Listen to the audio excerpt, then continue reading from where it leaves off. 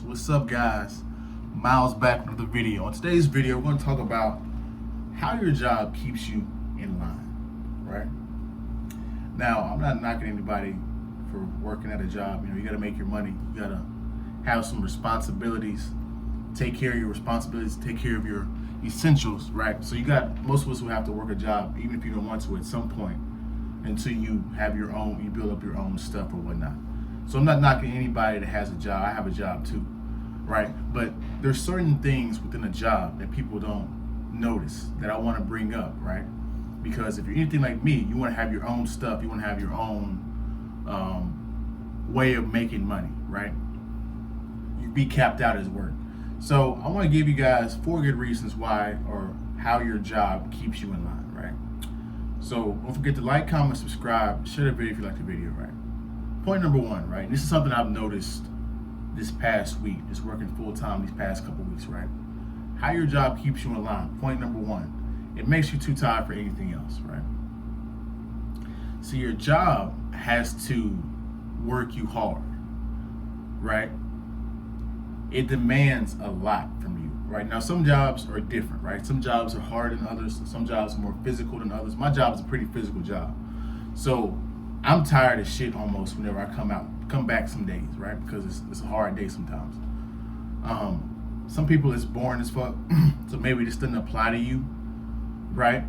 But still, if you have to come in early and you have to think a lot, even if you're at a desk and you have to think a lot and talk to a lot of people, that can be tiring mentally, right? So your job kind of keeps you in check by making you too tired for anything else. By the time you get off of work, you don't want to hit the gym. You don't want to talk to your friends. Matter of fact, you pretty much just want to get something to eat, watch a couple shows, and fall out, right? And it kills your life. You don't have any time for vacation. You don't have any energy for vacation, for friends, for anything like that, right? So you have to make time to do these things if you don't know how to do those things, right? So that's point number 1. Second point, there's so many rules, right, at the job to keep you in check, right? You can't be your individual self. You have to wear a uniform. You have to look like everybody else. You have to look like your role, right? Supervisors at my job would wear purple shirts, and then like the workers wear the black and the purple. Then the dock workers wear blue shirts. Like it's like this whole classism within the status of your uniform, right? And your position. So there's so many rules and stuff to keep in check, right? The person above you keeps you in check, but there's a person above that person that keeps them in check. And so it's just like this is just a big pyramid scheme, right? Another big thing, they pass the liability, right? So if something goes wrong, right, people tell you like, hey, you shouldn't do that. Like your job would tell you in its policy, you shouldn't do that. But somebody in the, like your supervisor or someone will be like, you need to do that because this is what the job does, right? And we gotta get this delivery out or whatever it is you're doing. You gotta get this business out, whatever it is, this card out. And, right, so you follow your supervisor thinking that they have your best interest, right? Something goes wrong, they point the finger at you. Not only the supervisor, but the company, everybody, they point the finger at you. Why? Because you're not supposed to take on that task if it's dangerous, right? They pass liability, and that's how they fire you. That's how they get you out of the way.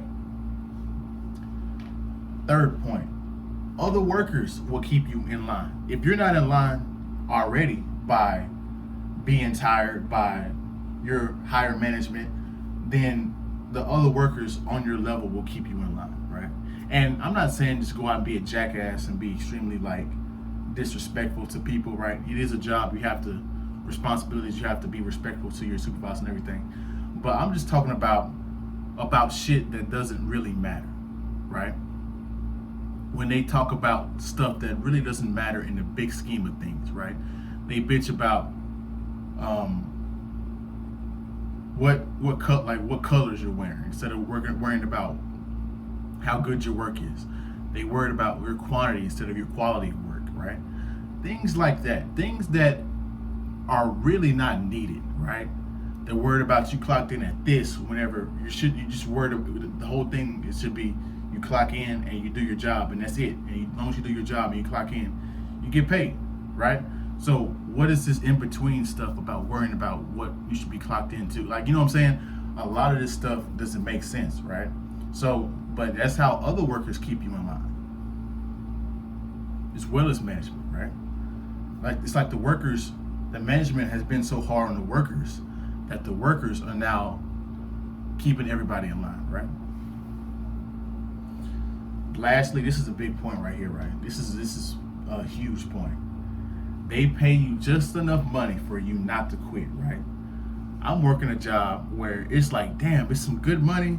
At the same time, it's not some good money. You can't find it everywhere, but it's not the best money, but it's hard to get this. You see what I'm saying? You're stuck in a catch-22, it seems like. It's good money, but is it really good money in the big scheme of things? No, it's not. 40, 50K really a big difference? Hell no, it's not. But starting off at a person's age, that's decent money, depending on where you came from, depending on what age you are, depending on what kind of responsibilities and debt you have. Like, a lot of that stuff matters, right? So they get you in there, right? They make you tired, they make you conform, other workers make you conform, and they pay you just enough for you to keep your mouth quiet and you do your job and you go home, right?